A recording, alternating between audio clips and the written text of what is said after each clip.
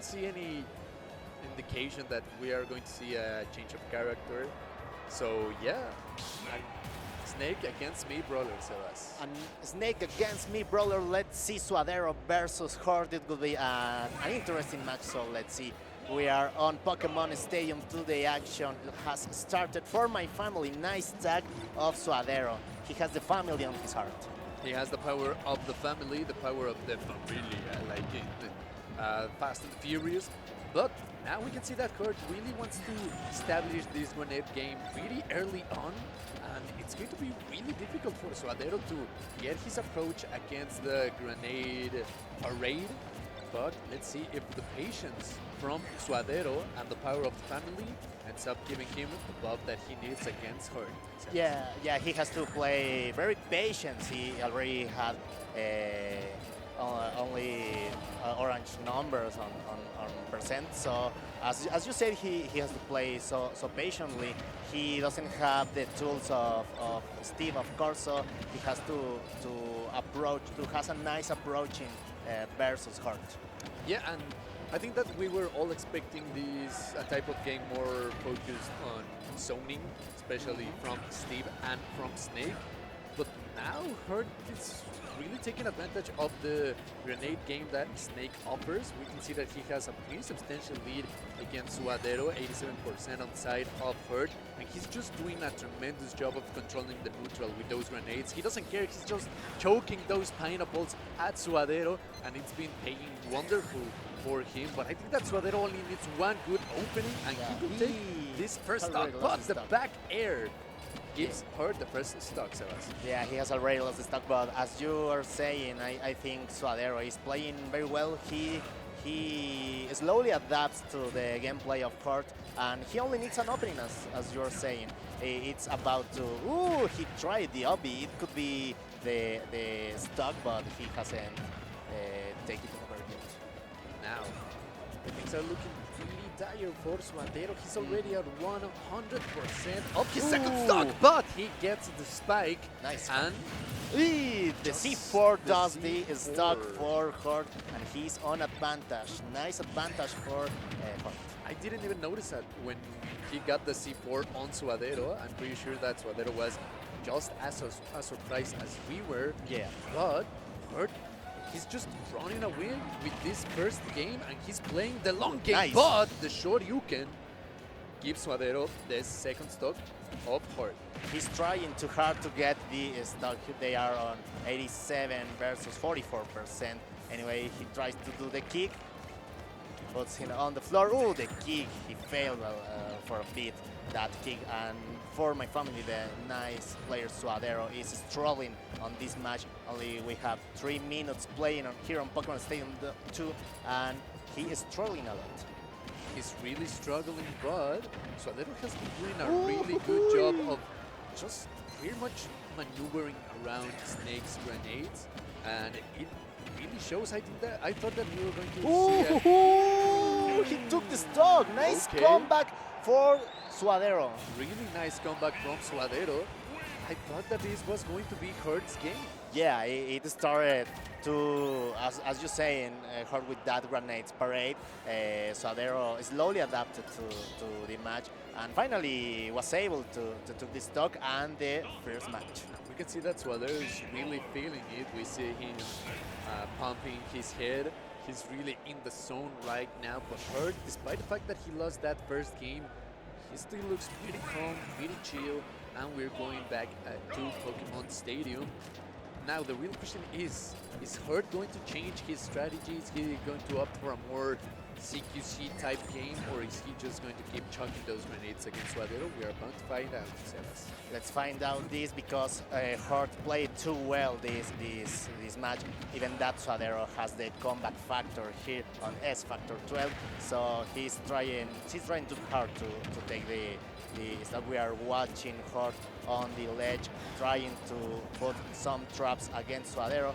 And Suadero is trying to approach, but as the same in the first game, Suadero is struggling a little bit, but he is taking damage bit a bit. Slowly but surely getting that damage on his side. But now Hurt to once again make it really difficult for Suadero to get an opening. And I think that especially after that first game, Hurt knows that Suadero only needs one opening to get that kill. I think that every single stock that he got, Nice one stock. get out of here, and the first stock goes to Suadero. First time that we see him with an advantage in With this set. advantage. He had to play against the flow on the last match, and he is taking that damage. He's over the 200%. He will try to approach the rage on this game. Oh, the Nikita does the job, and Hort takes the Suadero's stock. And a pretty unfortunate moment for Hort because I'm pretty sure that Suadero was just trying to squeeze the very last percentage that he could out of that first stock. I wouldn't be surprised if he started to take a more dangerous approach, a more high risk, high reward type of approach. But now we got an even game in our hands. C4 is planted on that platform. Suadero, he's gotta keep an eye on that C4 because if he forgets about it, he could lose his stock or put himself in a pretty bad situation, Sebas. Yeah, he could lose his stock too early, so he has to be aware of that. We had 71 against 70. Okay, Suadero is on the spot. He's trying to take the hard stock and be on advantage here on Pokemon Stadium 2. Suadero with the first game on his back. Let's see if he's able to take another stock, because a win against Horde, it would be so nice. I think it would be a very, very interesting upset. I think the same, the upset, I think that the projection from the brackets will really drastically change based on this result. But let's remember, ladies and gentlemen, that our current score is 1 against 0. Suadero has the advantage when it comes to games. He only needs to win one game and he will be sending Hurt to the loser's bracket. And now things are once again looking pretty tired for Suadero, but let's not count him out. We had a pretty similar situation on that first game, and Suadero ended up taking that first game, Sebas. Yeah, we are watching now Horde with that advantage. He's trying too hard to take the Suadero's stock. The Cypher could help him to return to the platform very, very safe. Ooh, he missed that B, and Horde wasn't able to punish that. No punish, as you mentioned, Sebas.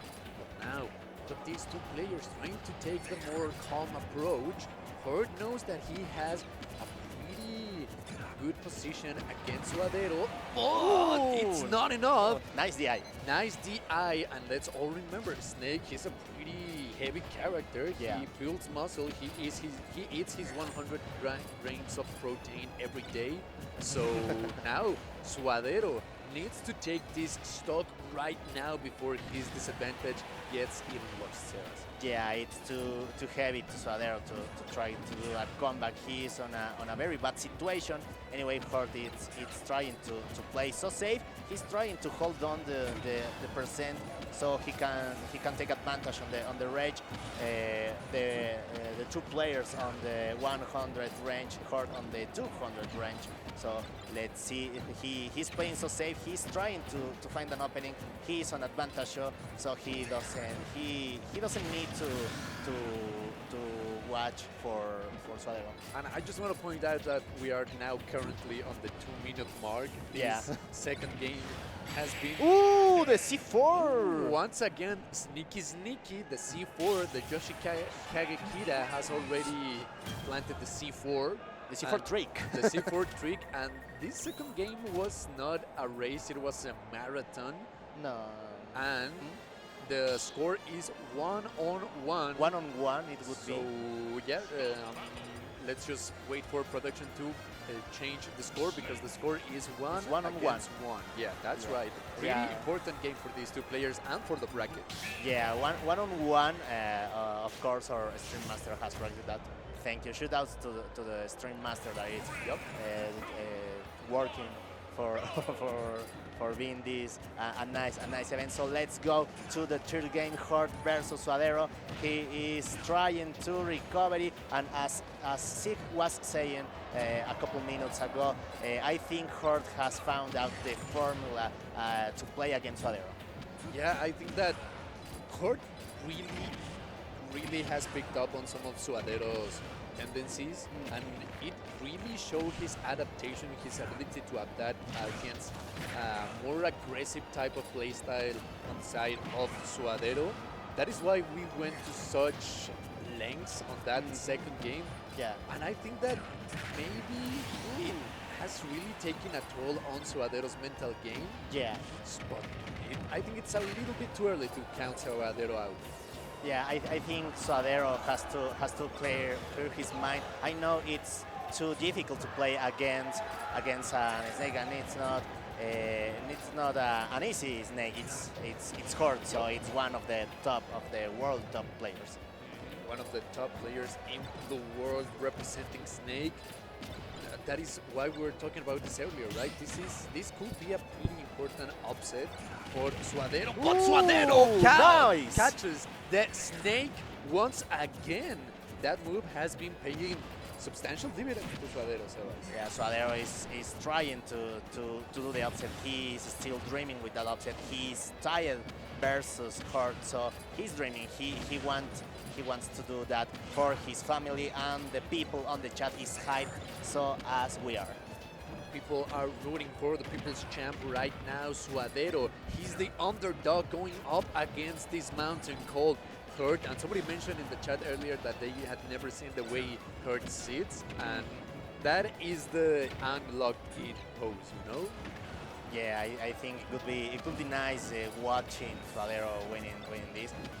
We are obviously, as you are saying, he's the underdog. He's from Mexico. He's trying too hard, but Hart takes that stock with that backer, and he's on advantage now. He has a really substantial lead against Suadero. What is Suadero going to do now? He's just falling into those grenades. He has already 21%. It might not seem like much right now, but that it quickly Almost starts to. 80%. That's exactly what I was going to say. Snake can rack up damage so fast. Yeah, he has to play more safe because Hart it's doing it very well. He's playing so good. So as we are saying, Hart has found out how to play against Suadero. So he has to clear up his mind. I mean he's trying to take that stock, but he has already triple-digit damage. Triple-digit damage in Sebas. Something that I want to point out is that I think that something that has really represented a challenge for Suadero is that even when he gets a hit on Snake, 90% of the time at the up tilt, he just ran towards that up tilt and gets the 2-1. The 2-1. I believe this is a first or a best of 3? I think it's best of 5. If Best I'm of not wrong. 5, I okay. think, but let's see what they are not leaving their seats. So I think it is a best of 5. Suadero has the opportunity to take us to the 5th game. It could be so hard, I think. Yeah, and something that I wanted to point out is that 90% of the time when Suadero gets an opening against Hurt had a grenade on his hand. Yeah. So I think that is one of the main reasons why this matchup has proven so difficult for Suadero. Yeah. Because sure you get the hit, but you're also getting the explosion from the grenade. And you just keep putting yourself in a pretty tough situation every time you get caught in that explosion. Now we're going into game number 4, Sebas. Game number 4, and as you were saying before, Suadero is trying to find an opening, and he gets on that grenade, and Hart takes advantage of that. He does some combos, some interesting combos when he finds out the opening against Suadero. So let's see if the Mexican can do that. Ooh, nice upper by Hart to take advantage on this Hart game. Now, what is the underdog going to do? He gets the parry, but he only gets the forward tilt in return.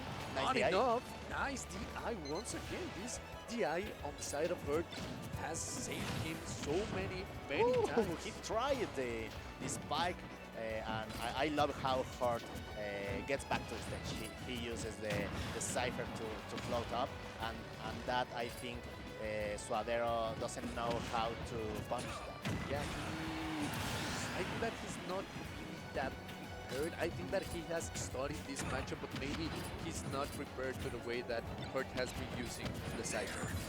I don't know, for example, if Suadero has played before versus Adam is the main snake of Mexico. It could be interesting, but as we are saying, as we are watching now, Suadero is having a tough time. A really tough time against Hurt. He started this game, this set swinging. He got that first win against Hurt, but I think that The Nikita does the work. Nikita spike, the Nikita snipe, sorry. But once again, Hurt, he's playing the marathon against Suadero.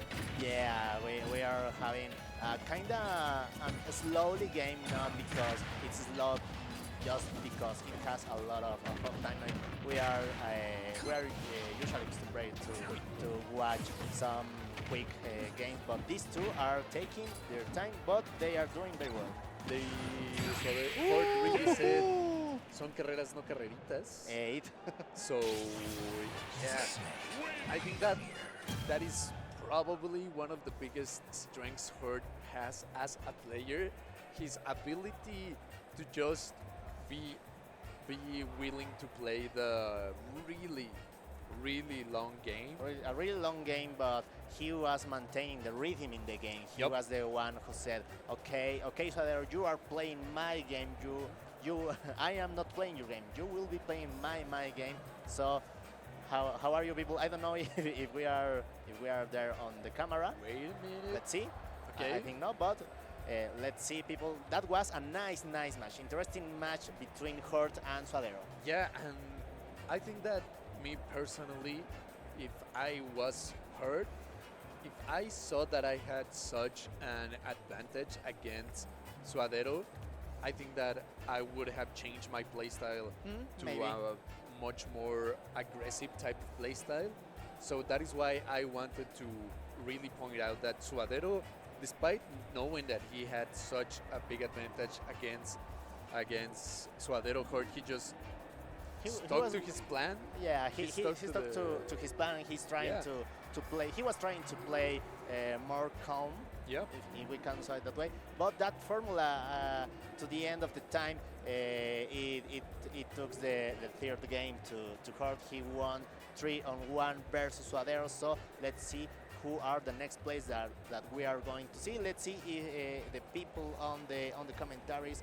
They are asking. So just the Prefactor was in Spanish. Yeah, the Prefactor was in Spanish, and the S Factor will be on English and also in Spanish. Yep. So shoutouts to la gente de Puebla. Shoutouts to the people here in Puebla. Shoutouts to the Mexican Smash community. Shoutouts to la gente de México, de la comunidad de Smash. Once again, we are back in Puebla. I think that for the last The last 2 one, years, The last 2 were years on- we were on CDMX. en CDMX, la Ciudad de México. Ciudad de México. Claro que sí. But now we're back on Puebla. It Back was to the origins. Back to the origins, that's right. The OGs will remember Puebla. But I personally, as a local, as a proud member of the Mexico City, it was really comfortable for me when they made when the Smash Smash Factor was on in- CDMX. on CDMX. But you know, it's good to leave the city from time to time. I think Yeah, that it's nice to travel Yeah. to any other places. I think. I think that my lungs really appreciated the Yeah. change back to Puebla because Of course, the lungs, because